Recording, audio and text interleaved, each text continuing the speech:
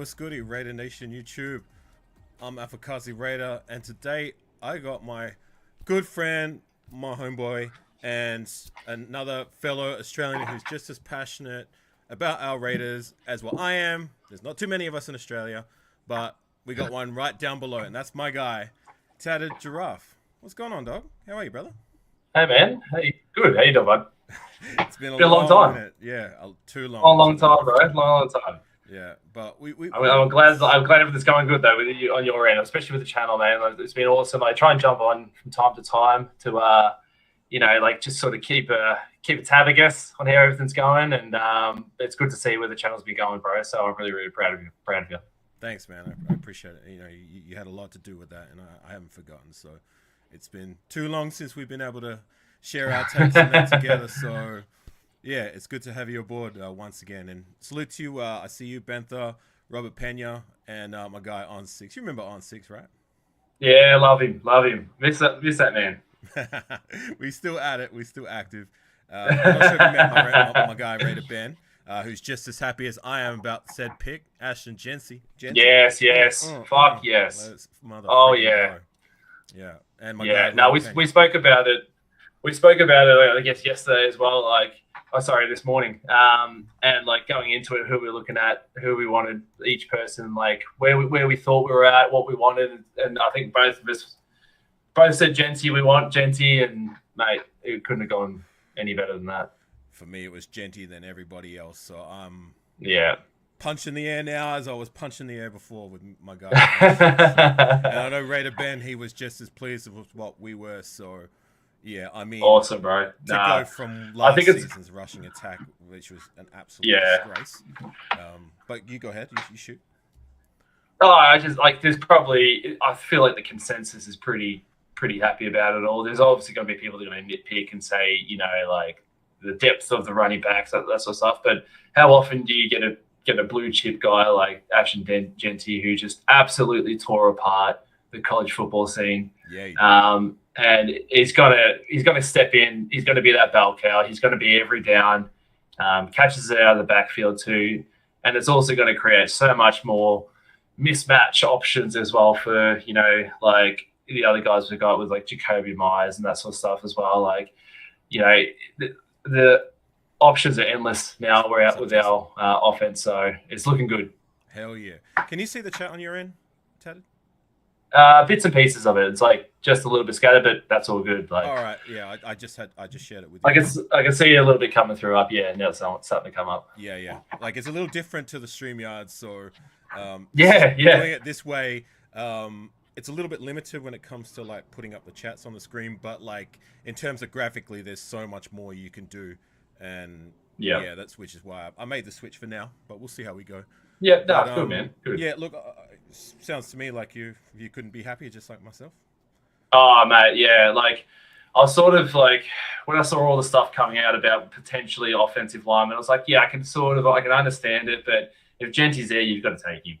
Right. If he gets taken beforehand, there's nothing we can do about that. We can't control that. Right. We can only control what's in front of us and who the people we have on the board. Absolutely. Like, I mean, I did the rounds. I did a few shows myself, and like, while I don't do as much extensive research on college prospects as what many others do, like my investment is I only care about Raider football, if I'm going to be honest. Yeah. But like for me, my point was this: is like, if this is the deepest running back class in many years, and we have a chance to get the guy who's the top dog and by a landslide, then why not pull the trigger? I mean, it's a high area of need as well. Dead last in the league, something that me and you we started being Raider fans around the same time. We have never seen our running back room that bad, and I've asked people who've been Raider fans a lot longer than us, asking them the question, have you ever seen a Raider running back room worse than last year's one? None of them can give me any objectivity to that. So this is a guy who at the very least is going to be better than friggin' Zamir White, 2.8 yards per carry, more fumbles and touchdowns. Get that guy out of here. Thank friggin' Christ. Yeah. No, like he's done. He's going to be done there. And we've got, who did we pick up from Miami? That guy, what his name? Raheem Mostert as well. He's like, so he's going to be your second, and then like, so Zamir White's only going to ever really hit the field now if there's an injury, unless we cut him. So, right. Good riddance to that. That experiment's done. We don't need to worry about that anymore. Get him out of here.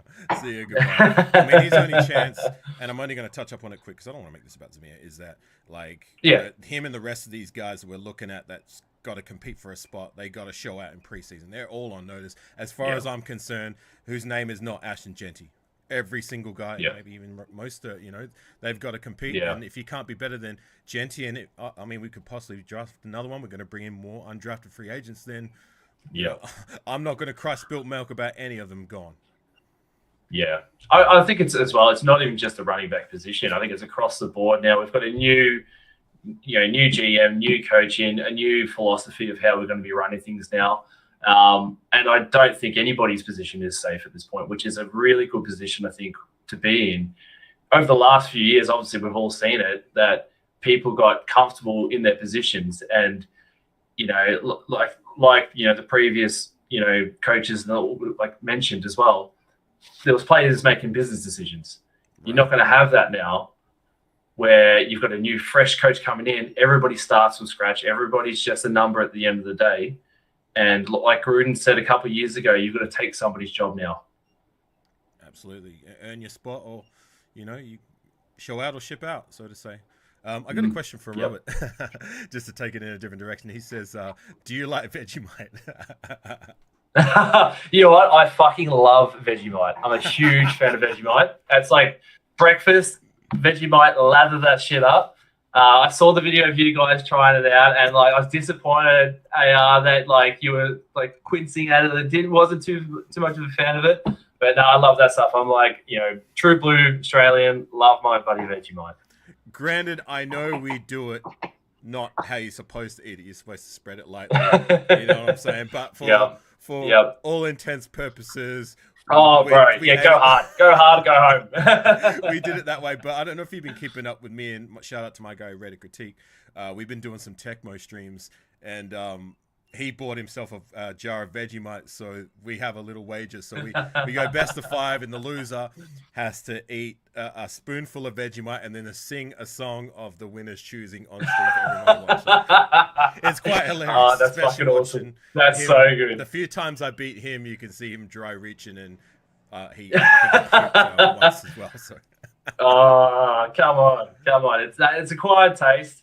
I think, like, for us Australians, we grow up on it from a young age, so we get poisoned on it very, very early. So by the time we're adults, it's just like second nature for us to have that. I'm on the side of the coin. I'm just like my American brothers. It doesn't go down well for me. I just don't see it at all. And salute to you, Gord. I see in the board. As well as Ben. Safe travels on your road trip. He says he's going to Yosemite or whatever. So yeah, appreciate you, brother. Like, thanks for tapping in. Yosemite.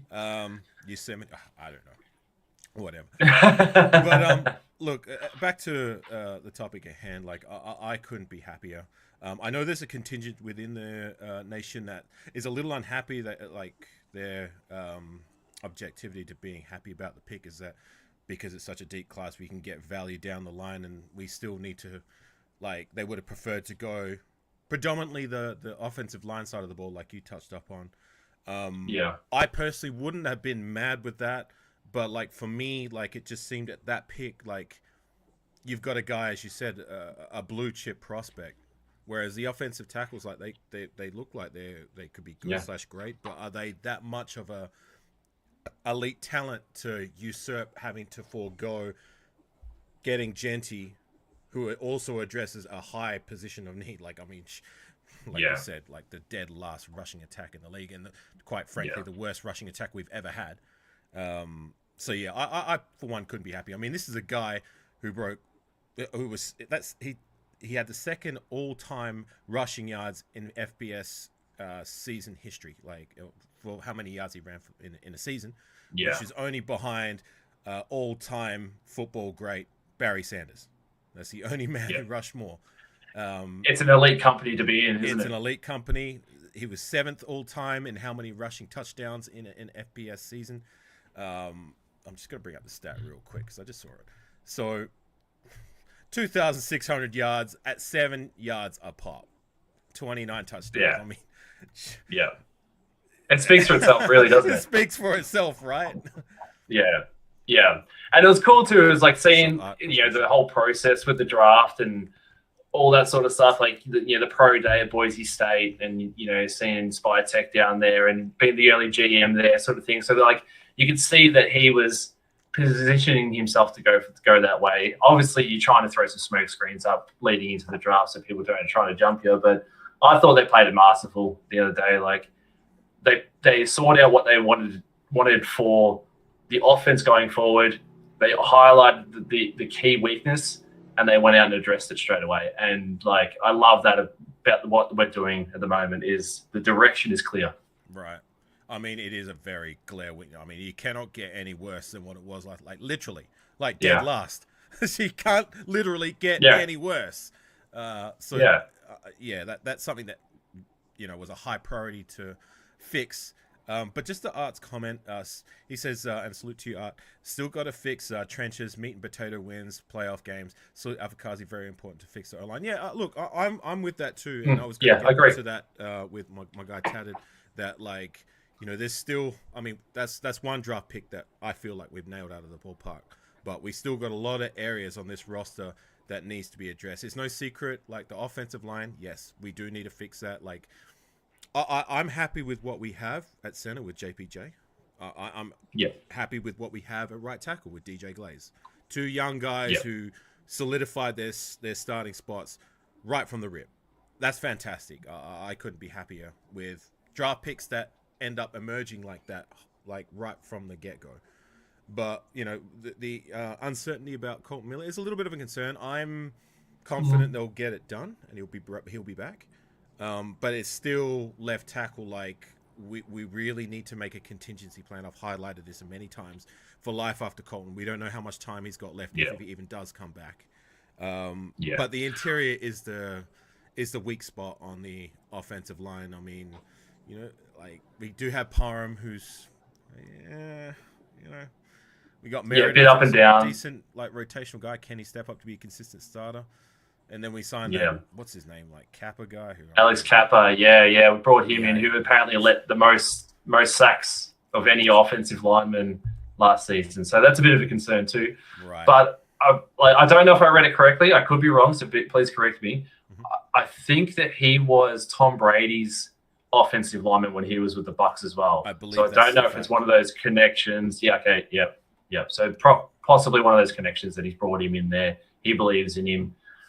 We'll see. It was an expensive deal. It's not like he was signed long term. So, a lot of these guys, I guess, that we have on that offensive line too, aren't on these big contracts. We're not up for big money over big periods of time. So if we do need to bring somebody in, or we need to trade somebody out, or whatever the situation, cuts, whatever, it's not going to hurt us like in the pocket. Right. And offensive line, when we're drafting interior specifically, I've highlighted this on quite a few lives like that. We tend to do quite well when it comes to drafting that position between now and round 3, 4, like so day 2 / early day 3. So day 3, like it still seems like there's guys out there that like can be available that might be able to address that position right from the rip. And that's what we're in dire need to do, is get players in the draft, unfortunately, that we ideally need to contribute immediately with the state of affairs if we're going to have a chance to compete this season. I mean, I for one, I'm looking at this season the next season to be more of a transitional year where the coaching staff is getting a feel of the roster and trying to at least trend upwards even just a little bit, so we can be making a push down the line when these players start to develop. But there's a lot of players that I'm looking at in their second, third years that really need to step up and emerge and establish themselves because they just haven't yet. And I'm getting sick of these guys hanging around and we're waiting. It's like, well, are you going to do Well, that's the key as well. You've got those players that are coming into their, second, third, fourth years, and that's when their contract's running up. And if they don't perform, they're gone. And the likelihood of players, I guess, that are getting cut from teams towards the bottom of the standings aren't that likely to get bigger deals at other clubs as well. So if they want to, for themselves as well, just be able to prolong their careers, this is when they need to show up. Is now. Absolutely. So we've addressed the running back position. We still, as it stands, unless we make some moves, have 8 picks left with the draft. I believe we've only got. Do we? No, we did. We traded away our 3rd rounder, didn't we? We traded away the 3rd rounder. We got the 2nd one we got from the Jets. Right. Who did For, we trade that for? Oh, that's right, Gino Smith. Yeah. Sorry, I had a brain fart. My bad. It's been a long day. So Gino Smith. So we've got a round 2 and a round 3 selection today. Yep. And today, from what I understand, I'm going to have a look, see when we're picking in round 2. So we have the.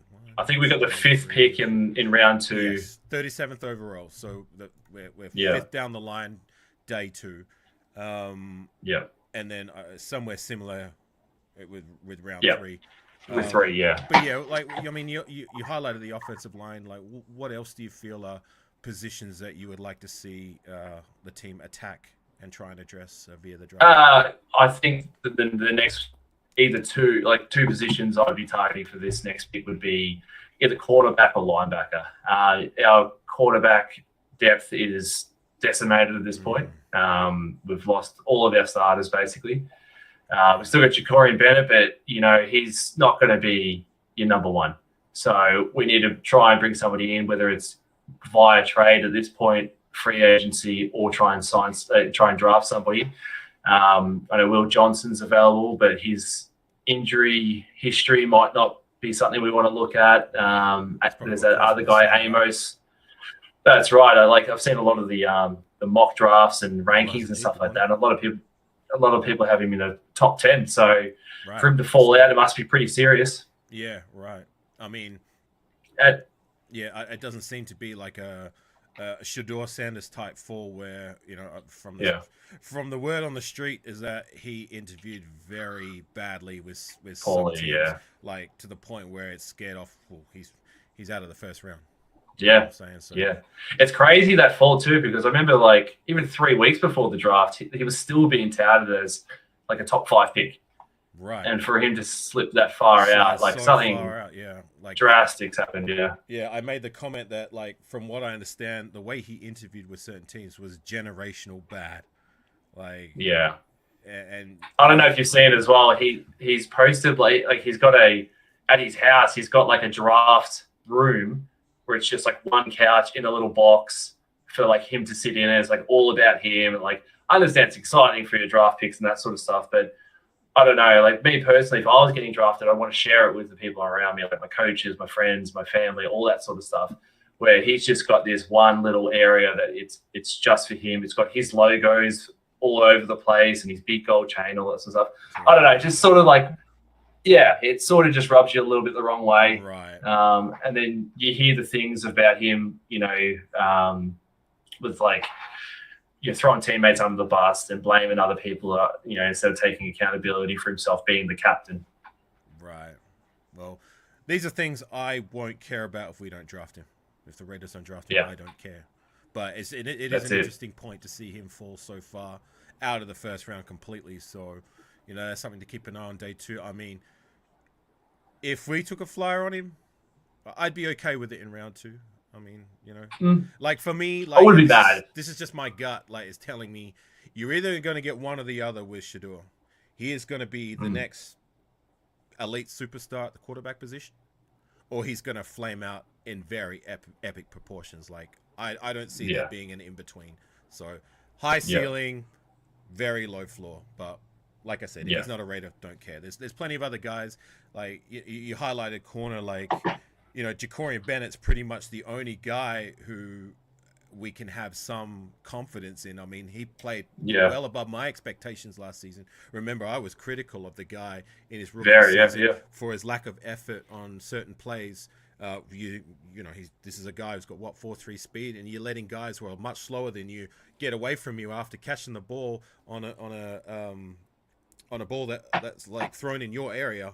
You know what I'm saying? And these are guys Yeah. who aren't as quick as you, and you're jogging behind him. Like that was something that I was Yeah. critical of him. But last season, he definitely exceeded my expectation, and I really liked what I saw.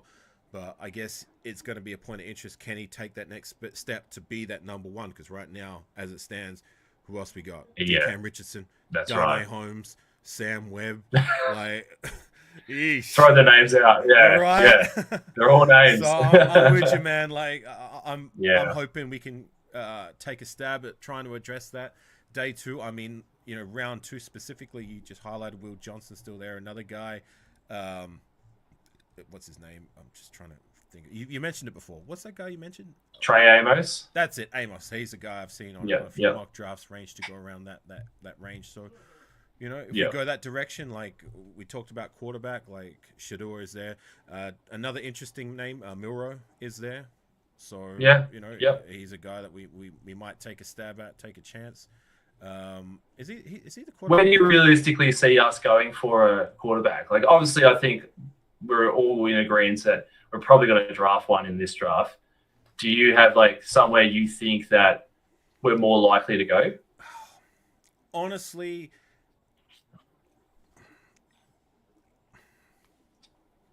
if we're gonna take one, then like if we don't draft one today, then what's the point? Like, are these other guys that fall down the line talent wise? As Sluta on 60 says, draft Alvaro Martinez from. It's a little inside joke. Yeah, I remember that one. Right. Are these guys that are later down the line on day 3 really going to have a higher ceiling than Aiden O'Connell? Yeah. So that's my ideally I've been wanting to take a stab at a quarterback that can give us a higher ceiling than Aiden O'Connell, because I don't personally think he's bad, but I just don't see him as being the guy that can take us to heights at the most important position in football that we hadn't seen for a long time. You know what I'm saying? I don't think that's his ceiling. His ceiling is like, he can be good in spots. He can start in a pinch and win us some games. Can he take us into the playoffs? Can he take us to a Super Bowl? My heart says no, until proven otherwise. So ideally, I want to get someone who has a ceiling that could be that. But like, if we're going further than today, then it's like, well, if they're not better than him, then it's like, it's one of those things. What's the point?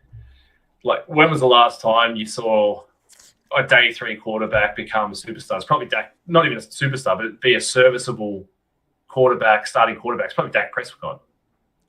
Like, since then, I don't think that Dak Prescott's probably the last quarterback drafted on day 3 that I can think of anyway. Yeah, that, I'm trying to think myself. That's become a starting quarterback. I can't. I mean, like, of course, the name that everyone's going to remember is Tom Brady went in the 6th round, but that's you can't. That's a very true stab in the dark. But, that's right. That's exactly right. What other positions are you looking at? Well, I kind of asked you first, but I can give you mine. So we already touched up on offensive line.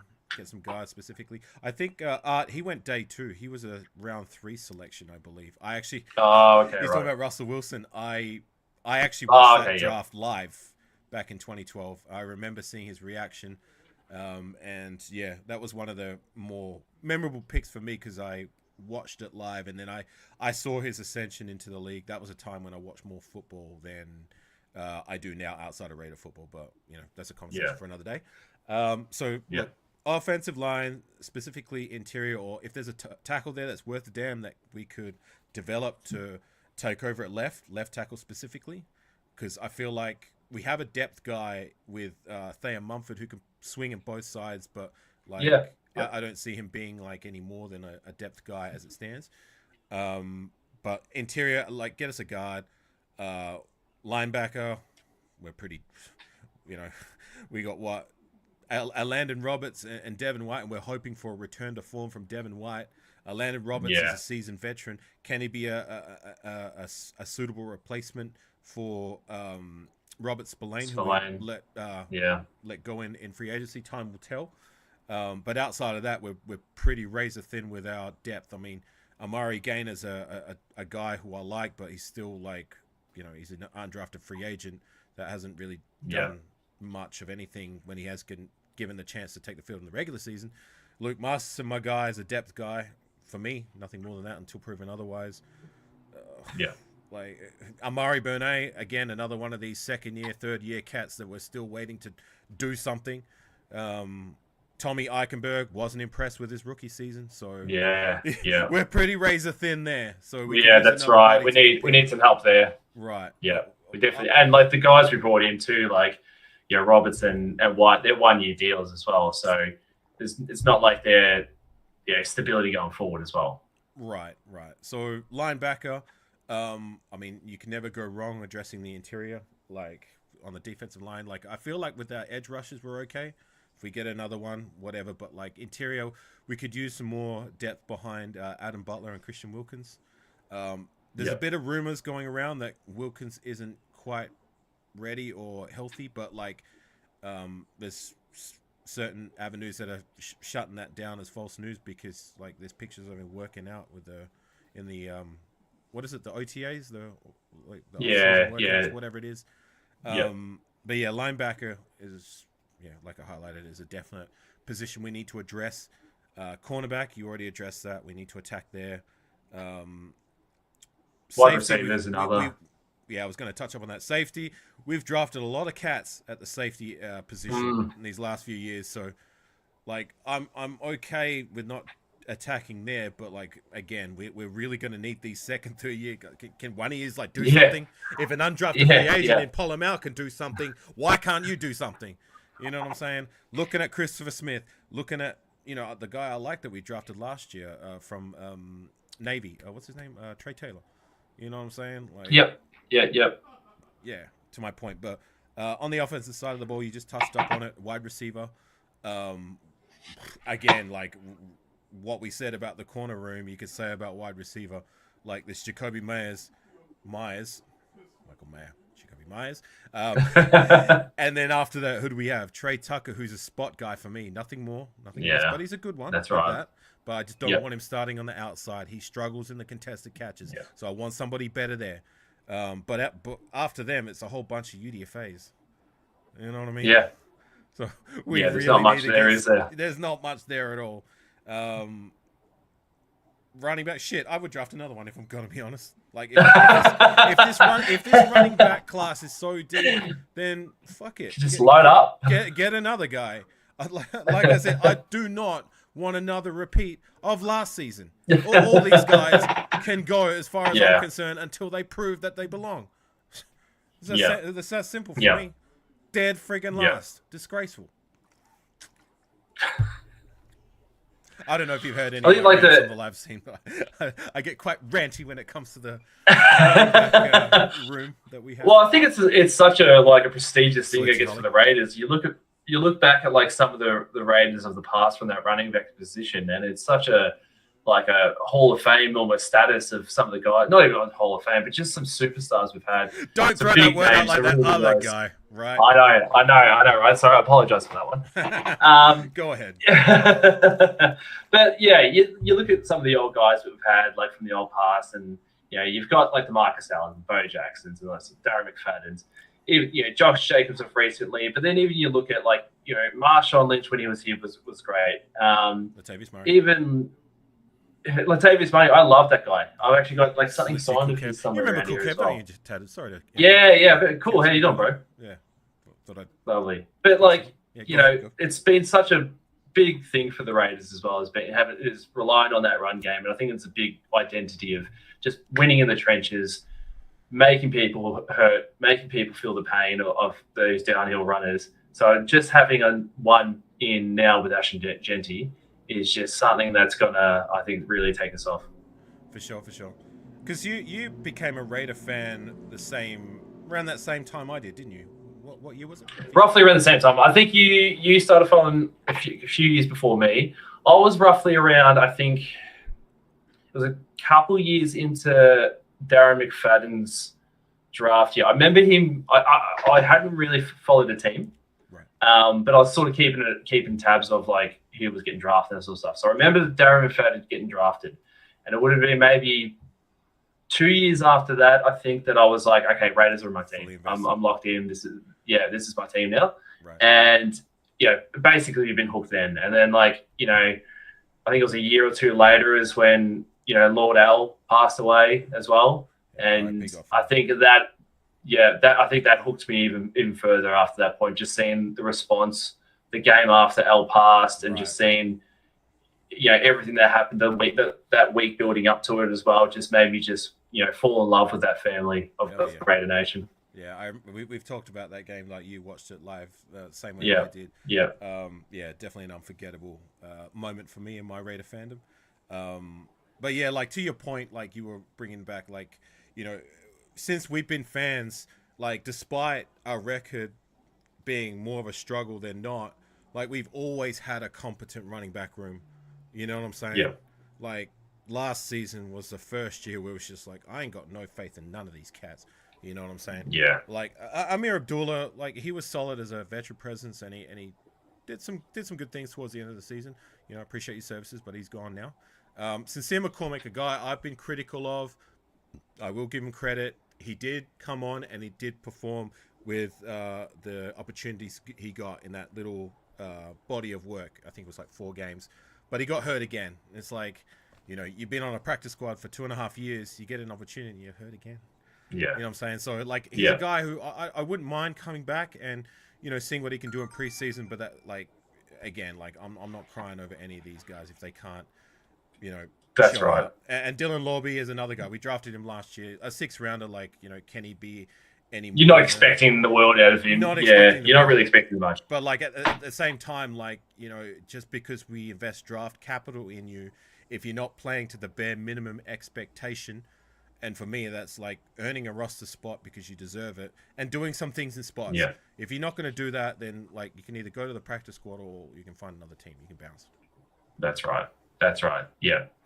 So, yeah. I guess as well with Lorbe as well, like, if he's playing special teams, he contributing there and he can come in here and there for, a couple of, rushing down sort of thing a game. That's all you're expecting of him. You're not expecting him to be your starter. Yeah, for sure. I'm not either like that. The whole notion people were throwing at Christian McCaffrey 2.0. Man, I heard some of those buddy comparisons. It's just laughable. It's no knock on the guy. Like nobody's trying to say he's a bad player. Obviously, if you're getting drafted, you're a good player, but you're not Christian McCaffrey. No, and that was unfair expectation anyway. But at the same time, like I said, there's got to be a bare minimum. You know what I'm saying? Even for guys we draft late. And if he can't meet that bare minimum expectation, much like what happened with remember Byron Young last season? We drafted him in the 3rd round, and it's happened in season pro. Like Alex Leather was a testament to that. Lasted 1 season, was gone by after the 2nd preseason. That's that's unacceptable. The Tanner Muses and the friggin' Lynn Bowdens of the world. You know what I'm saying? Tyree Gillespie's, like the list goes on. So. All I'm trying to say is just because you were drafted... Obi Melifonwu, that's another one. Give you... Yeah, right. Obi Melifonwu. Like, it does not give you an automatic concession to, make this roster if you don't meet those bare minimums. So, Lobby, like, I hope he can play well, but, like, we're going to be bringing in competition. Like, I don't believe it's going to stop with Jeanty. Like I said, I want us to draft another one late. Like, let's get another one and have a 1-2 punch, so to say. So... I'm with it. Yeah. I mean, Tyree, like he's another name that's coming up in the chat. I mean, he's a guy who needs to establish himself. You know what I mean? Like taking him 7th overall and being a rotational guy is just unacceptable for me. It's not good enough. It's not good enough. I don't care what anybody says. I don't care how many people say, oh, he's going to be this and that, and the next coming of friggin' whoever. You know what I mean? A rotational guy in the top 10 is just not good enough. It's not good enough. Yeah. So... and I think the thing that hurt us the most as well is we've seen so many of them. Like we've had him with Cleve Ferrell as well of recently as well, and those defensive line guys, and they just flame out after 2 years. Like they come in, they show maybe a little bit of promise here. We think they're going to be something, and then no, like that was all just like speculation, all hype, and none of it ever eventuates. Right. Yeah. I guess like. With guys like them, like you can still utilize rotational guys, and like that's. Look, I'm not accepting that to be the fact that that's good enough, but like, No, that's right. You know, you can still If you're find a place, investing that pick in them, but like you know, really like top 10, you want to find yourself at least a good starter. You know what I'm saying? That's the very yeah, like bare minimum for me. At best, you get yourself a game changer, much like we found with Brock Bowers last season, much like we found in yeah, previous years with Khalil Mack, Josh Jacobs, you know, Amari Cooper for a minute. You know what I'm saying? So yeah, those are the yeah, type of picks, not these developmental guys or project guys or rotational guys that you know Alex Leatherwood, Tyree Wilson type deals. So it brings me back to I guess you know ASHTON JEANTY. We're getting a guy who many believe has the highest chance in the whole draft to be exactly that right from the rip. You know what I'm saying? yeah. And at the very least, like I highlighted before, he's gonna give you better than 2.8 yards per Oh, carry right from the jump. mate, I think you could go in there and get more than 2.5 carry, 2.5 yards a carry. Possibly. Probably not. But you know, when you play, when you're those elite level athletes like that, that's unacceptable for me. Like I don't want to go Yeah. another season with that being the fact with our rushing attack and that. But is there Yeah. anyone like in particular? I don't know. You do you watch more college football than me, or you like me? Yeah, I don't. I watch a bit of like the highlights here and there. You know, I'm not going to sit there and watch every game, and I'm not going to pretend that I know everything about every team as well. But I like to flick it on and do a little bit. So like I do watch a little like specific teams. And there's a couple of guys I like that I wouldn't mind us picking up. One of them is the. I'll try and remember his name actually. 37, Holly. That's to answer your question. Pick 37. So the 5th pick down the line on day 2. One of the guys I liked was the Stanford wide receiver, Alec Ayomeno. Just a big body guy. What a name. He's butchered that one, right? Yeah. Oh, probably, yeah. Oh, yeah. It's like shocking. A very Australian accent trying to pronounce it probably. Where's I don't know. from? I'm guessing. He played at Stanford. Okay. Yeah, he's just a big body guy. You know, like he very good after the catch. Something we don't have as well. Like we've got Jacoby Myers, predominantly slot guy. Trey Tucker, who's going to be your burner. You've got Brock Bowers, who's just going to be a bit of a Swiss Army knife sort of thing. I think that's one thing we're probably lacking is just that big body guy who might be able to take the big contested grabs. And this guy's quite big. I think he's 6'4", 6'5". Something Trey Tucker definitely struggled at. Yeah. Yeah. Actually, he's a bit shorter than I thought. He's about, what's that, 6'3". Is he even 6'3"? But yeah, big guy, big strong guy, good after the catch. So I think that's one guy I'd like to target. Okay. You know, whether that's second, he's around that second or third round mark. That's what's up. That's someone I would mind. How about you? Oh God, I don't really know the prospects per se. So, I mean, I could be throwing names out there, but I haven't done my extensive research on these guys. Just as long as we address what they believe is BPA. You know, you balance out BPA with area need, and I guess with the state of affairs with where our roster's at, like we just highlighted, like there's no real wrong area of attack, so it's just like BPA, right? Yeah. Period. Doesn't matter what position we could go anywhere, except for like you know it doesn't seem to be the case. We're going to be drafting the tight end, right? Unless it's like late. I'd actually probably be angry if we drafted another tight end at this point because like. You've got the best tight end in the league, and then you've got Michael May, who's a very, very serviceable could be a starting tight end for a lot of other teams. You draft another one, like, what do we just line up fucking box heavy sets and just have fucking 3 tight ends out there? Like, I guess it could work, but fuck, I don't think anyone's done it. Just to address all eyes on G's comment, and then I'll get on to Michael Mayer. He says Steve Wisniewski is announcing the 2nd pick. Okay, that's what's up. You remember Stefan Wisniewski, right? Yeah. In our early days, his uncle. You know his uncle is the great Steve Wisniewski, one of the greatest guards to ever don the silver and black, right?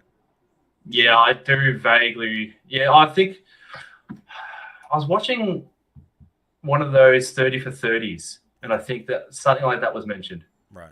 Well, Steve Like, Wisniewski played in just the name. those The- playoff years back in the early 2000s when the last time we were perennially, if that's Somewhat even a word, relevant, yeah. like relevant. Yeah. You know what I mean, year in year Yeah. out, and he's one of the greatest guards we've ever had on our roster. So that's he's going to be announcing the second round pick. So I'm with it.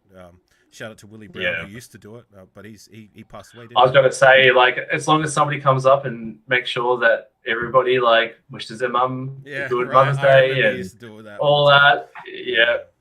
That was yeah, for sure. Me too. But yeah, like circling back because you brought up Michael Mayer. Well, I mean, seems like you have some confidence in it. I'm quite low. Well, his stock is quite low with me, being that this is a guy I could say that we drafted in the second round, and like, well, what has he done? Yeah, I think my argument to that is, unless you're coming in as a first round tight end, which, second round is not far off it, but it's still not the first round. A lot of the first round tight ends that come in that enter the league either flashed or they don't. And then you have the second, third rounders who come in and you sort of slowly see them build. And I think there's guys like, you had guys like, I'm not trying to compare him to these sort of players at all, but I'm just trying to show you like some, I guess, suggestions. Travis Kelce, Gronk, all these guys who were drafted a little bit later, they take some time to get going. They're bigger bodies. They're sort of man-childs in a way. They're 6'5", 6'6", 220 pounds sort of thing. They've still got the puppy fat on them. So I'm willing to give him the benefit of the doubt and just let him build behind and be that second and see sort of where we get from that. I don't feel like we need to trade him right now. His stock's quite low. We're not going to get the value out of him that we probably would want. So there's no harm leaving him on the list. Just give me a moment, Tatted. I'm just fiddling around with some settings. Oh, good, bro. All right. Okay, so like my, I guess, objectivity to that is like, look, like we invested a second round draft selection because so that's quite high, and we actually traded up for him. What was earmarked as the best tight end coming out of that year's class. Out of that draft, yeah. I mean, you look at his production. And even as a rotational guy, for me, that's not good enough. You know what I'm saying? Like, we've drafted guys in previous years with a lot less capital. I'm looking at, like, Michael Rivera was able to do more. You know what I'm saying? I saw more out of, like, possibly even Clive Wolford gave me a little bit more to be confident in year one. You know what I'm saying? Like, and he spent a lot of time off the team, for whatever reason. Granted, mental health and all that, but, like, still... Yeah. You know what I mean? Like, even if you took that out of the equation, for me, he hasn't reached that bare minimum level of expectation. And I want him to at least be that a competent backup, like much like, remember Foster Moreau? Even, Foster Moreau's a good example. Like, I'm taking Foster Moreau's 2-year body of work over Michael Mayer's. Oh, I agree with that. So, I agree there. Like, that's my objectivity is that, like, I don't feel like he's even come close to that bare minimum level of expectation, which is what I talk about, and I hope that at the very least, because he has the tools to do it, he can reach that this season. Like, thank Christ we have Brock Bowers being the stud that he is, but even when we had Darren Waller at the time, who was the top 3 tight end in the league, like, we still had Foster Moreau in the wings, and I want Michael Mayer to be at the very least that, because he has the tools. Salute you, Tony. I see you in the building. Nice to see you, my friend. But yeah, that's my thoughts on Michael Mayer. But it's sort of one of those things with tight end as well. Like, it's been sort of cool to see with the Raiders over the last sort of, I guess, probably almost close to a decade that we've gone through. The tight ends we've gone through have all sort of like, you go through guys back, like you said, Clive Wolford, when we had him, like he started off not too bad, he was going okay. So then we moved on to Jared Cook. Yeah, he did nothing after that. We had Jared Cook, who was there for a year or two, like, sort of thing. Yeah. And everybody thought, we'll keep Jared Cook, awesome. And then Darren Waller comes in, and people are like, why are we bringing this guy in to be, the tight end sort of thing? We've got Jared Cook. Well, Jared Cook does nothing wherever he goes. Darren Waller takes over. Right. The same sort of deal. We flick Darren Waller off again, bring Brock Bowers in, which is we've somehow seemed to be able to roll through like sort of quality tight ends. Right. Cool, Kev. You remember this one? Tatted. He says, Mayer lucky enough to be Kevin Boss. He's one of the like. 'Cause I get what you're saying, Tatted. Because we've like since we've been a fans around that same time frame, we've always had like it's another kind of legacy position per se, where despite the team being, struggling with their record or at other positions, tight end is something we've usually had a luxury of having somebody competent, good, or even elite. Like when I first started being a fan, it was Zach Miller, one of the better tight ends in the game, and one of the best tight ends for the Raiders. Period, in their history. After him, we went Michael Mayer, who was pretty adept in his own right. Kevin Boss, he sucked. Michael Rivera, a guy I liked. I still got his jersey. R.I.P. Naya Rivera. After him was Clive Wolford, who was I thought he was going to be good for a minute, but then he never really took that next step. After him, you highlighted Jared Cook, who was good for a while. Darren Waller, a diamond in the rough, was top 3 tight end in the league for a 2-3 year stretch. And then when we moved up from him, there was that like 1 year where we fluctuated with, like, we'll forget about that period of time. And that other guy who I can't even bring up their names. But Brock Bowers, at least we got him. We found ourselves another stud at the position to continue the legacy of excellence at the tight end position. But I guess it brings me back to, like why I was saying, like, if we go to the tight end route, like, we could possibly look day 3 for a depth guy. I don't know. But there's high areas of need to address. I get that. And salute to Sam, I see in the building. But what about you? Is there any other positions that, like, I don't know. I named a whole bunch of them. I don't know. Like, we've got holes everywhere. Let's be honest. Like, if you're picking at number 6 in the draft, there's issues. It's not not one position is going to fix the whole thing. So there are issues across the board. Obviously, tightening up, the offensive line is going to help. Adding a wide receiver is going to help. Life after Geno Smith, that's going to be addressed in the next probably year or two as well. Right. Like safety as well. Some of these guys need, like you said, sharp. I think the places that we are set is almost special teams. The kicking and punting is some of the best we've had for a long, long time. And they've been with us for a while as well. Yeah, exactly right. Like, you look back at the Janikowskis and but that's true. Like, we always seem to have a luxury of that sort of stuff. Right. I'm not really like sold into we have to draft this position here, we have to draft this position here. Let's just get competition in. Let's just get the bodies into the room and let's see what happens from there. Obviously, there's still a lot of people in the free agency that we can sign after the draft as well. We'll see what we bring in. And then if these guys aren't working out, or we bring some competition in free agency and they win over these draft picks, then that's the competition I think we need. I gotcha. Well, the chat is deliberating on Sanders. I mean, we touched up on it a little bit, and it seemed like you were more on the side of, like, you don't want to take a floor on him at all.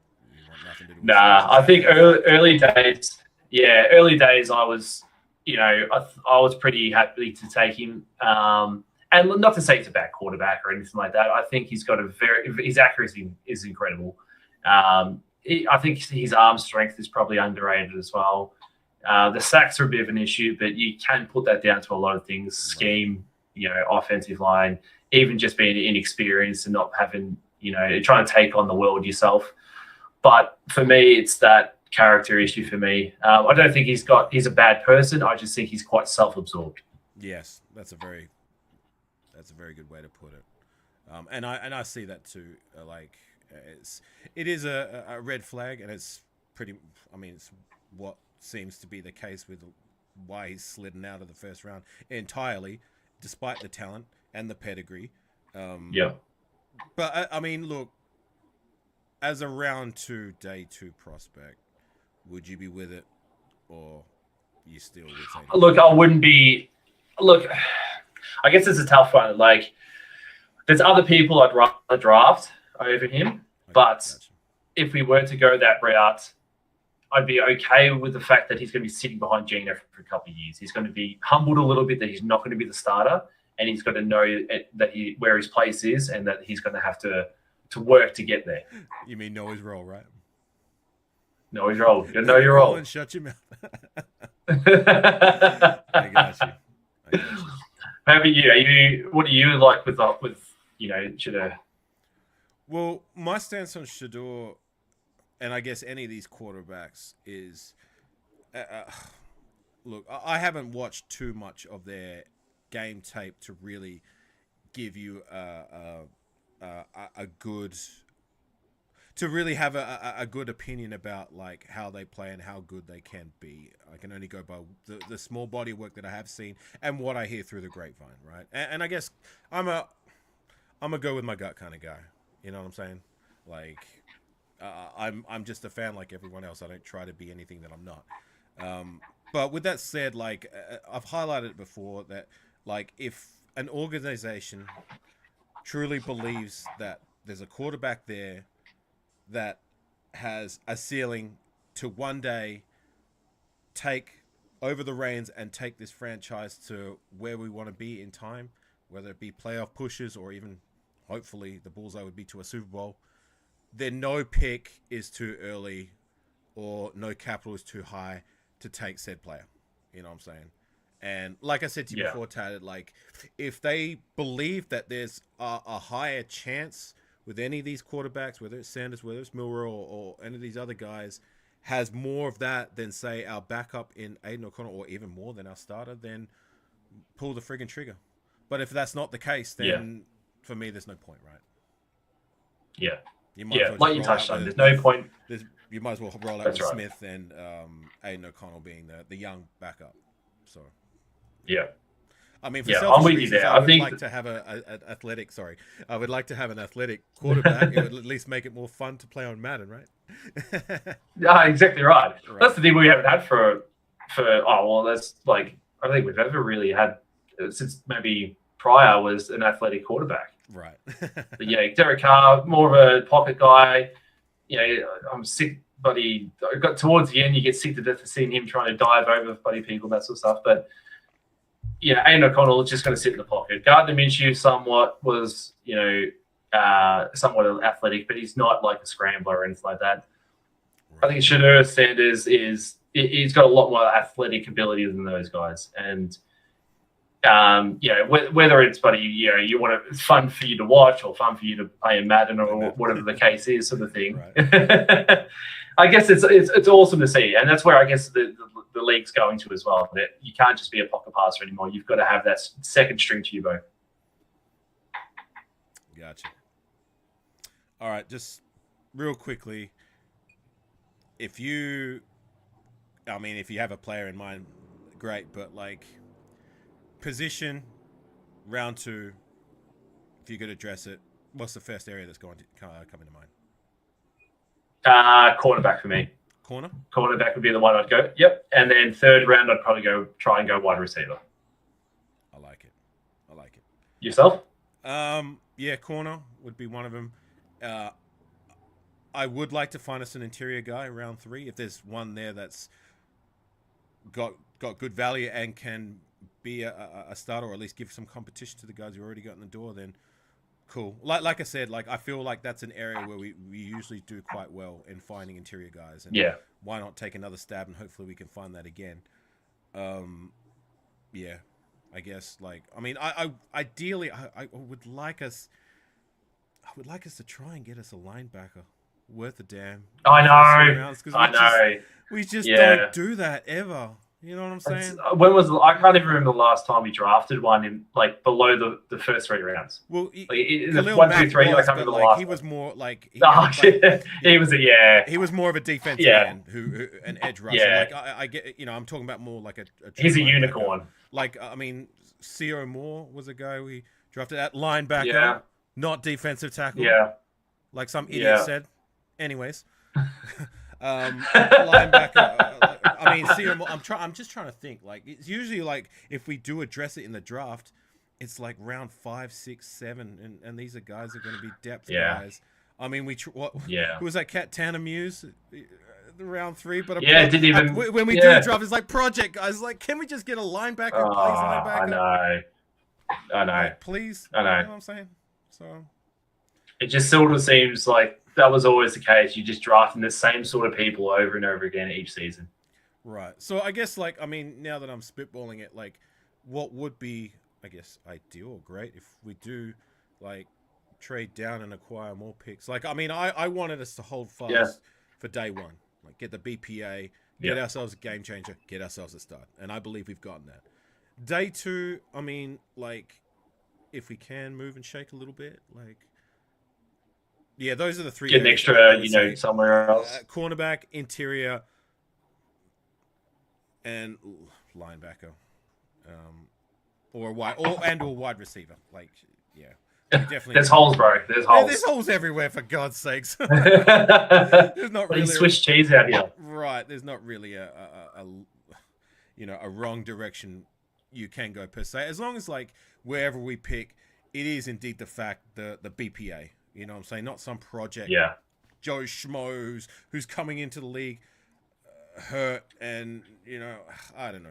I mean, I guess you could say that to be the case, but that guy fell out of the first round, Will Johnson. But, like, I guess, you got to balance out, like, this guy should have been a first rounder, and, like, if his injury is not that bad, I don't know. You get what I'm saying? Yeah, no, I do, because like we've all been Raider fans as long as we all have been. You look at, like, let me touch on Obi Melifonwu, someone that was, like, athletic guy and had, like, all they were talking about is, like, his ceiling is through the roof. His ceiling's through the roof, and then, like, they just don't go anywhere near their ceiling. They're just absolute duds. I'm sick of ceiling guys. I'd rather, at this point, I'd rather a higher floor to a higher ceiling guy, like, because I know what I'm going to get then. Right. Holly, no. So the way I'm going to do it is I'm going to react to the pick specifically like I did today, and just upload it as one video. Like, the way I do it on draft days, everybody's live on draft day. You know what I'm saying? Yeah. And, like, I feel like if I'm going live, I'm just going to get lost in the shuffle like most other people are. You know what I'm saying? Like, so I'd rather react to the pick specifically because I don't care about these other picks, and then upload it later for people to react to. But that's just me, you know what I'm saying? Like, everybody else does their own thing, and I try and do the rounds and say hello to as many people as I can. But that's just my plans for day two. That's right. You brought up Obi Melifonwu. Did I ever share you my experience with his first start as a Raider? I don't think so. I might have done, but it was a while ago. Okay, so 2017, this was his rookie year because he was hurt for a while at the start, and then via injuries and because he returned to he was healthy again. He got his first start, and the game he started was it was the Raiders versus the Patriots. They were playing in Mexico on a Monday morning our time. At the time, I was working at JB Hi-Fi, and one of my good friends who plays American football, he's a diehard Patriot fan. So me and him, we earmarked that game to take off the day from work. So we both took the day off from work. I went to his. I woke up at 4 a.m. in the morning, mind you, to go to his. We settled down, nestled in. We were watching the game, and we were just getting blown the fuck out. But what made it even more memorable for me, specifically with Obi Melifonwu, for the wrong reasons, is that was his debut game. And basically, Tom Brady just looked at him each and every play. Where's Obi Melifonwu? There he is. I'm just going to throw it in that direction. And every time he threw it that direction, it was either a 30-yard game or a touchdown. It was a calamity. And it pretty much was the continuation of that would be his full stop with his Raider career, unfortunately. And to your point, like, these... That sort of reminds me...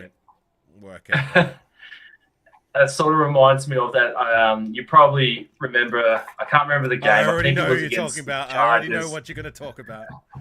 Meg Robertson, yes. I remember that. Tatted. I woke up late for the game, and it was a Meek Robinson's second season with us, I believe, and I forgot to turn off my notifications. And I wake up because I was going to catch the game a little bit late, and all I get is my guy Tatted, get this motherfucker Ramik off the goddamn field. And I'm like, shut up, I'm not watching the game, like, I'm trying to catch it. So, I was like, oh, fuck it, I'm not even going to watch it from the start, I'm just going to watch it from the now, because I already know that they're struggling, by the way you message me. Because you don't message me like that much, you're a pretty chill kind of guy. And, throughout the duration of that game, he continued to get cooked again and again and again. But like at least with Amik, like He he's a turned it guy around. He turned it around. who turned it around, right?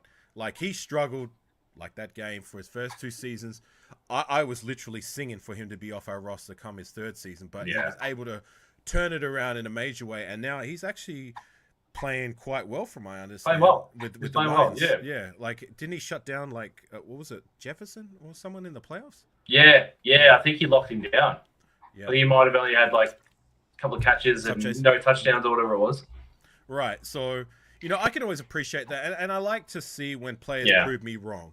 You know what I mean? Like when I just don't see it, and I call it as I see it, and then by hook or by crook, they end up like playing well enough to, for me to change my opinion. And I'll always be the first one to come out and say, you know what, I was wrong. Amik Robertson, I was wrong. He was a good player for us. Made some plays, especially year 3 and 4. You know what I'm saying? Yeah. So I remember that return fumble for a touchdown. That was a beautiful play by Amik. So once a Raider, always a Raider. I can appreciate Amik for what. Oh yeah. So thank you for your service. Yeah. Right.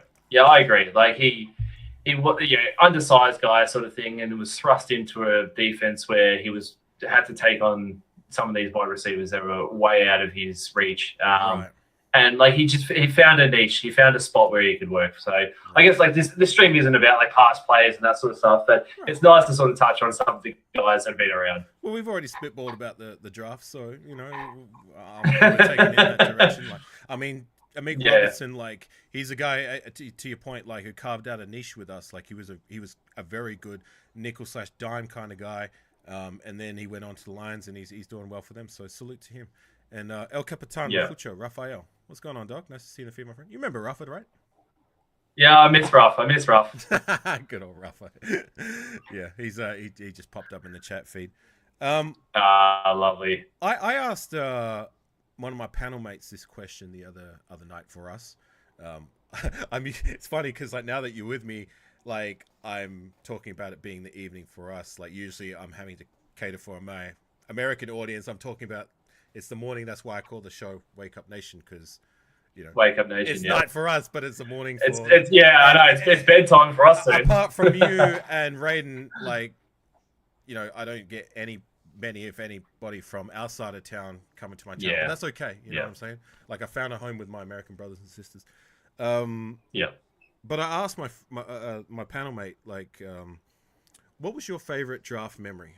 And I'm gonna ask you that, Tatted, since you're with us. Like, what's in your time as a fan? What's been your favorite memory come draft time? Whether it was a player we selected that you had a good feeling at the time, and I'm not talking about hindsight. I'm talking about at the time, or even like at the time. A memory, like where you were or whatever. Yeah. Fuck, that's a good question.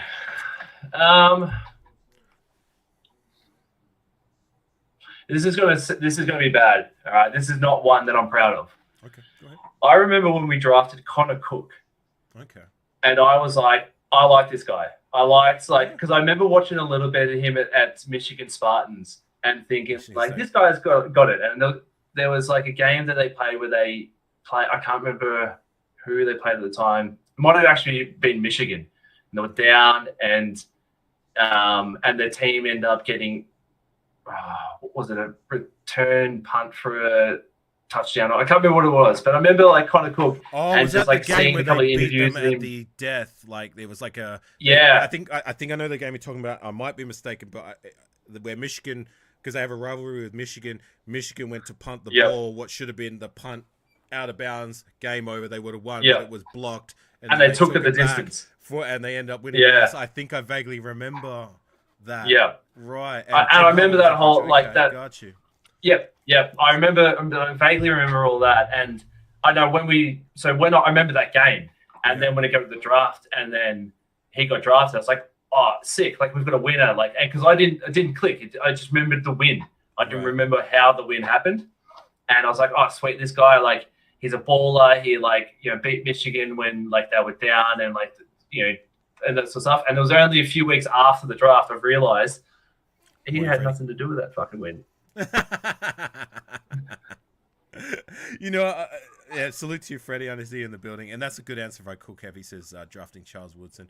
and Darren McFadden. Yeah. Before my time, but that would have been great to be a part of. But yeah, like I just remember because I've seen the highlights. If I know this happened. I'm pretty sure that's who you're talking about, Michigan State versus Michigan. Maybe I'm wrong, but I just remember like Jim Harbaugh's face after the what had happened. He's like literally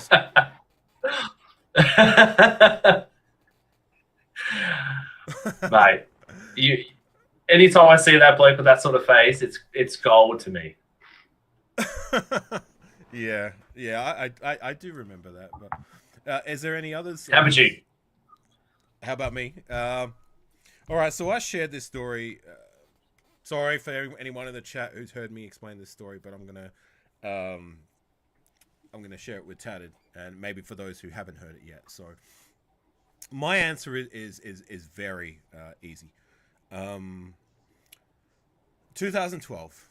I touched up on it before that. Like that was a time when I watched more football outside of Raider football, right? I was living with my girlfriend at the time, and I was doing some housework, and I just had, you have the TV on in the background while you're doing your thing, whatever. And it was on ESPN, and while I was doing my housework, like there was this game between it was a college football game, and it was Ohio State, who at the time was competing for a national title. I believe they may have won it either that year or the season after. And they were playing at a college that I hadn't heard of. I mean, I knew they had an NFL franchise, but I didn't know they had a college, and that was Buffalo, right? So they were heavy underdogs. But there was one name that the commentary team just kept saying over and over again. One guy who was single-handedly, literally single-handedly, almost winning them the game. He was causing sacks. He was causing fumbles. He was causing run stuffs. He intercepted a ball that was supposed to be a screen, much like he did with Cam Newton, but this time it was to a wide receiver, and he ended up outrunning the wide receivers and running backs 30 yards and taking it to the house. That guy's name was Khalil Mack. Khalil Mack. Yep. And I made a point of it after that game. I was like, you know what? I'm going to remember that name come draft time. So fast forward 6 months. Come draft time, I was holidaying in Bali at the time. I remember exactly where I was. I was sitting out on my balcony with my Darren McFadden shirt. I took some lame selfie, said I'm in Bali waiting for the draft. Go Raiders. And then my friends, they came downstairs. Who were like, oh, we're gonna go do this, do that. I'm like, no, fuck that. I'm watching the draft. Like, leave me alone. Like, respectfully. You know what I'm saying? I'll drop whatever I can to catch my Raiders, especially day one of the draft. Yeah. And like all the up to that point, like Khalil Mack had shot up the draft boards. You know what I'm saying? Like, because before that game, he was still a relatively unknown. But after that, like small school scouts, thing. Like your analysts, they were all doing their research, like showing the highlights from that game specifically, but also what other games he played well. So he shot up the draft boards to around that range where we were picking, possibly the best talent in the draft. And I think we were number 4 or 5, somewhere around there. But he'd fallen to us. He was still there. And I'm in my head just like, please take this guy. Please, please, please. Like, I have such a good gut feeling about Mac. Plus, I saw what he could do. You know what I'm saying? Like, I'd never seen a player on the defensive side of the ball take over a game the way he did that day. So I'm like, please, God, like, please let him come to us. And sure enough, they drafted him, and the rest is history. We all know what he did for us. Yeah. In my personal opinion, it's not even disputable. 1A and 1B with Charles Woodson, with being the greatest player on the defensive ball since the turn of the millennium. Okay, so number 6. Thank you, Tony. So that, for me, is by a landslide my favorite draft memory. But there's been some others. Like, I was not quite as happy, but I was pleased. I reacted live to it. I put it up as a YouTube short like ages ago. Amari Cooper. I remember drafting him in the first round, and we were a team that was very weak at wide receiver going into the season, and he was at the time the best prospect, and we took him. So yeah, that was probably my other favorite memory. Yeah, I think like not just draft memory, but my favorite memory, being a Raiders fan in general, was 2018, I think it was. I was coming up to my 30th birthday, and my partner and I, my girlfriend at the time, she wanted to put something special on for me. She's my fiance now, and so she bought flights for me and her to go to San Francisco Hell and yeah. tickets to go to a Raiders game. Hell yeah. So we flew straight over. We were in LA. Oh, so we LA first, there for a week, across to San Francisco. And I remember just like the nervous, like jitter of like going, like being so pumped to go, but like so nervous about it all and just so excited as well. Getting to the Coliseum and just seeing it for the first time as well. And like just seeing like the A's and the Raiders logo side by side on the stadium. And then, we're there probably about 3 hours early, I think it was, and the tailgate was in full force. And we're like, we're not too sure if we're allowed to just like walk through the tailgate or not. Like we're Australians, like neither of us had been out of the country as well. So we said, fuck it, let's just go for a walk and just like, if somebody says we can't be there, we're tourists sort of thing. And so we're walking through, and I remember like going through the tailgates, and then we're walking through, and there's just all this smoke coming up with all the barbecue. How far did you make it till you started getting high? That's what I'm getting to. 3 minutes. Go ahead, sorry. We pulled up, and all this smoke was coming up with barbecue and that sort of stuff. We're like, shit, like this is like, it smells incredible. And someone heard us speaking, and they've got, you're Australian, you try some of my brisket. And somebody else overheard and go, no, mine's better, and trying that. And somebody pulls up some Modelo's, and then the tequila comes out, and someone pulls out a joint, and it's like fucking, this is like 3 hours before the game, and it's like fucking middle of the day. It's like, I can't remember what time it was. It was early in the morning still. And it's just the party was going.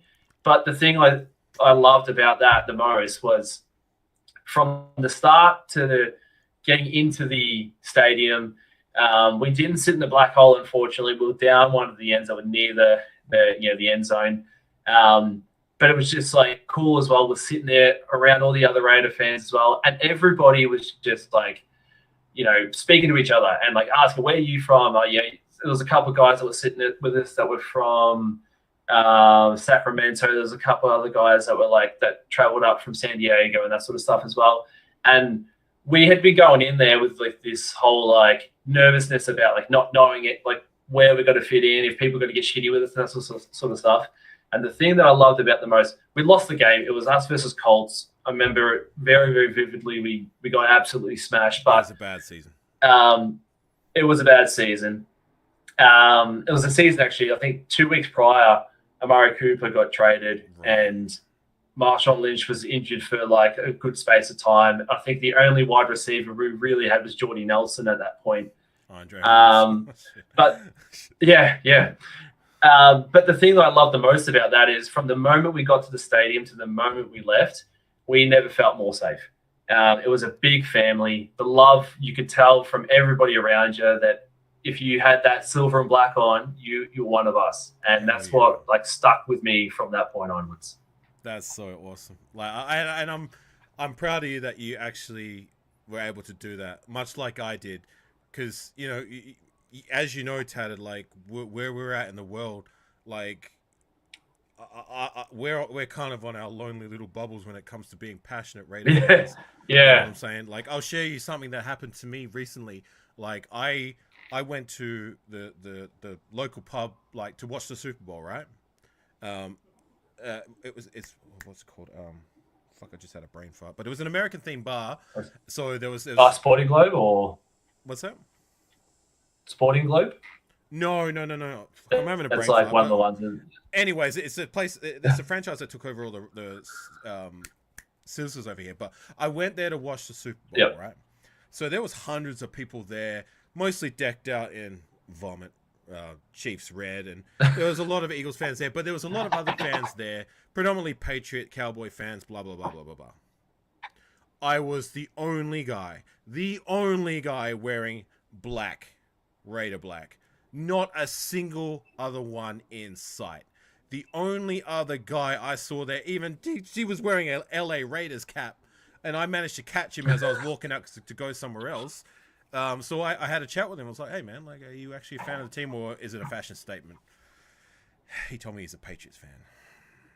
Oh, no. Which brings me back to my point. Like, Oh, for us, no. like, you know, because our team hasn't really found much success since we've been a fan. Like, there ain't no such thing as a bandwagon fan over here. No. But like no. to my point, like you're either in or you're out. You're either in or you're out, and like we're lone soldiers per se, and you know nobody really like gets passionate about Raider football like in and amongst myself. Am I mistaken in that? Like, Tatted, do you know anybody like personally who you can be passionate with, convene with, and talk with like in real life? No. Outside of you, no. Yeah. Right. So to go from that and being like, you know, for over a decade, I'm just, you know, been content with just being, you know, watching Raider football and just doing my own thing, blah, blah, blah, to going to the Mecca, the heart and soul of the Raiders in Oakland. And just like, I just remember that feeling of like, you know, like you walking across the bridge, walking along that fenced area where there's like all these like homeless people, and then going through the tailgate, everybody screaming, Raiders!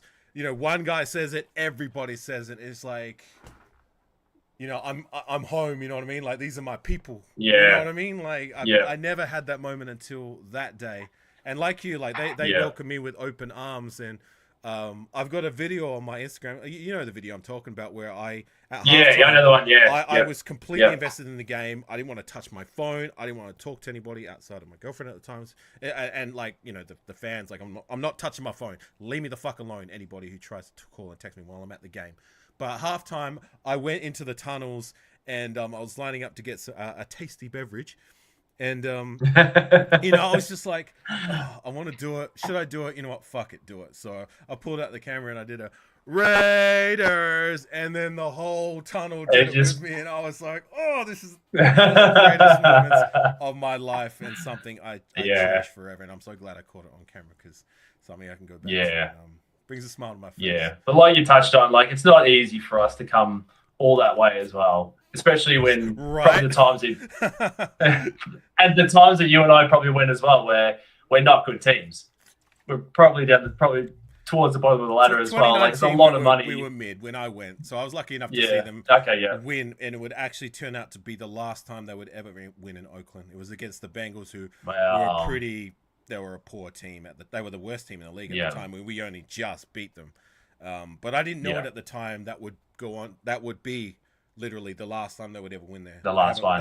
They never won a game after that, and at home since then. So that was really sad. It's sad to see them go, but like, you know, back to what I was saying, like, I'm proud that you got to experience that much like I did.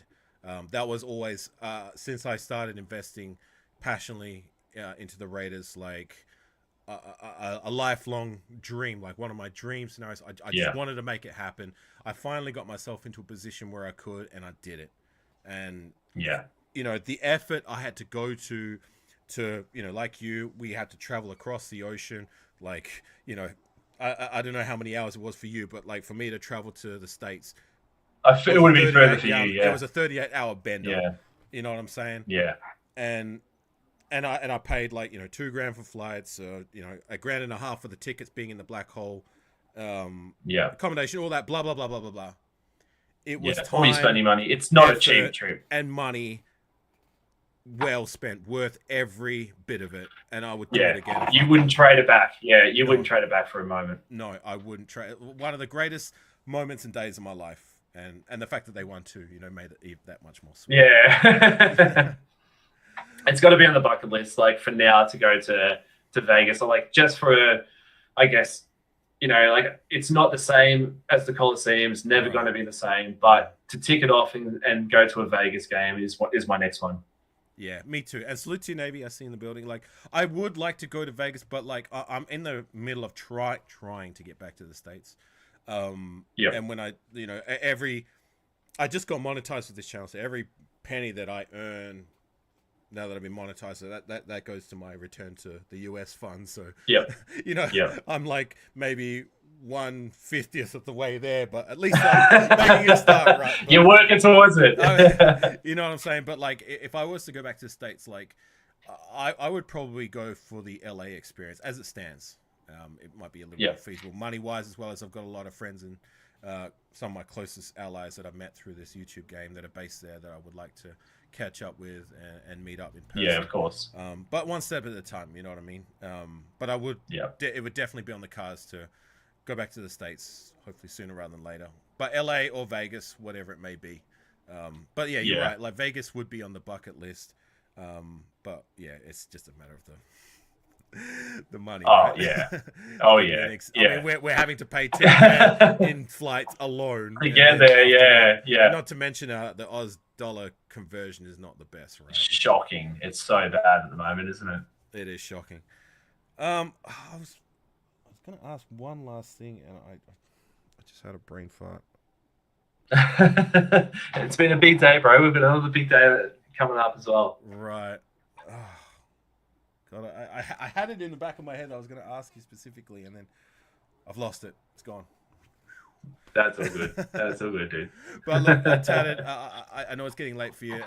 It's been too long since we've been able to share the panel with you. Yeah. And I appreciate it from the bottom of my heart. Like you were literally like the first guy outside of the other guy I was doing it with, but I'm not even going to go there. But like, you were literally the first, you know what I mean? Like, and you know what I mean? I remember when we were doing live streams to literally no one, we were just spitballing, you know what I'm saying? So, you know, I don't forget. Those are the golden days. The golden days. Yeah. But, like, the fact that, look, how long's it been? Shit, it's been like 4 years, man.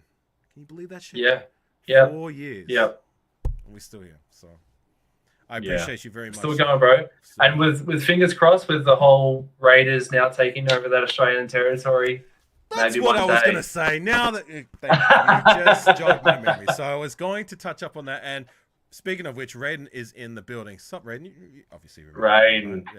Yeah. Yeah, of course I do. One of the other guys from our very small Australian. One of the OGs. Yeah. For sure. We still need to get you on with this one time, Raiden. So appreciate you pulling up one time. Yeah, that's what I was going to touch up on. The fact that like they recently made a Instagram page with the Raiders for Australia. Yeah. All of a sudden, and it wasn't just some Mickey Mouse like fan page. It was endorsed. That's right. Via official. the international program, or whatever you want to call it. That. So they're trying to put a foot in the door, and it got me thinking. Is like, why? Why now? Why all of a sudden? And remember, we've got that game next year, don't we? And that's and one of the teams is the Rams, right? Yep. Who we are playing next year. Right. So. Very curious. Very curious. I know. I'm hoping. Look, I might be well off. Like, I'm. Yeah, I think we're probably connecting dots that aren't there. But right. I don't want to preach false hope. You know what I'm saying? Like, you know, I'm too used to the Raiders breaking my fucking spirit. Right? But what if the Raiders did play that international game in Australia? It's in your state, right? Yeah, it's in Melbourne. So if you need, there's a house here. You get the spare bedroom. You're welcome to stay, bro. If it is indeed the Raiders playing in Australia, because like I know one of the teams is the Rams. Cool, great, don't care. Yeah. Every other team, if it's anybody else, I don't give a shit. I won't even watch the game on my TV. Don't care. Yeah. But you know, if it is the Raiders, there is nothing that will stop me from being there, front row, fucking leading our little Raider contingent, you know what I'm saying? And being the loudest fans in the room. Like, I don't care. Yeah. I will move heaven and earth. I will pay whatever I have to. I don't care. You know I will be there. But 100%. 100%. I know. Let's pray. And like you said, though, the timing of it was just sort of like it's coincidental. It's sort of like there's a possibility, I guess, that it's there, but like for them to put out that Australian, like we're now Raiders have taken over Australian territory. It's got some steam. It's getting a little bit of motion. I'm not, like I said, I'm not going to have false hope, but like, it's just very curious why now. And I'm hoping, and it's only going to be hope until it's proven otherwise, that indeed we do get a game over here. But fingers crossed, but until it happens, we will see. But thanks for coming on with us. I really appreciate you. Like, hopefully you got time, like whether it be tomorrow or tomorrow night. Like, fuck, it's probably 2 I'll be a.m. around for you tomorrow morning. for day 3, so it's going to be pretty. Yeah, day 3 is a bit too early for me, but I'll be around on day 2. So we'll connect back up then and see if we can match it back. Sure, up we'll then. love that. Even if you want to come back like next week, I'd say it to you, Raiden. I would love to have you and Tatted at the same time doing something live together. You know what I mean? We can do it your time. I don't care. You know what I'm saying? But yeah, it's good to be able to commune again with my like-minded Raider fans from, Australia, my brothers. You know what I'm saying? So I do appreciate you, Tatted. Just before you do go and we get up out of here, what do you do with? Do you still Twitch stream or not really that active these days? I haven't for a long time. There's a game coming out that I'm probably going to start streaming in May. So I will be trying to jump back into Doom, the Dark Ages, because that was one of the games I used to stream quite a bit. Was the old Dooms, when the newer Doom Eternal and all that sort of stuff coming out. I was doing that as well. Yeah, I know, right? Fucking hell. So I really want to come back and do a stream for Doom Dark Ages. So hell yeah, that's basically the only time I'm really streaming. I'm busy, like as you can see, with all these fucking hockey jerseys and shit like that, playing hockey, doing big things, flat out. So for Australia, right? Yeah. The Aussie ones here it is. This is our Australia one that we had. Yeah, there we go. See. So hell yeah. Yeah. So that's basically me, mate. Well, if you're into the game streaming, Doom specifically, like please go and follow my guy on Twitch, Tatted Giraffe. That's how they'll find you, right? It's the same handle on Twitch. Yep, Tatted Giraffe. I gotcha. Yep. But if you're into maybe I can coerce you into like trying out the Tecmo Super Bowl. Have you heard of Tecmo Super Bowl? Yeah, no, I've seen you play it, and like I've seen videos about the Raiders team being jacked because Bo Jackson, you can just go zigzag across the fucking field. Yeah, and just like carve it up that way. I've never actually played it, so let's try and tee up a time and we'll have a game. Go check out one of my previous streams. Me and Critique, shout out to Critique. Like we have a hoot. It's good fun. It's so simple. It's a 2-button game. You cannot like. I learned how to play the game within a couple of days. It's not that hard. Yeah. But something that like if you're looking at doing something different, which is what me and my guy Tatted and a few others. Shout out to Jeff and LB Raider. We get on. We have a lot of laughs. We have a lot of fun. Like I said, we do our little. We call it Vegemite Bowl. We do the old Navy vet is streaming is spamming the emotes. That's one of my emotes for my membership program, where we do best of 5 and the loser has to eat Vegemite, like a whole spoonful of it, like a big one. I've got no issue with that. I can do that easy. If anything, like if you want to laugh, go to the end of said streams and you'll see whether it's me, usually me, or Critique. Eating. I had to sing Spice Girls and Land Down Under, the American. I sung the American national anthem. It's funny how much of that I knew. You know what I mean, without even looking at the screen. Yeah. Because we watch. You listen to it. Yeah, that's right. And shout out to Willie Wayne and Lecky joining the stream. Thank you for tuning in late. We were just about to get up out of here, but. Once again, Tatted, I from the bottom of my heart, I appreciate you making time and coming back and joining me once again. It's been way too long, my brother, from the East, and hopefully it won't be as long the next time we share the panel again, right?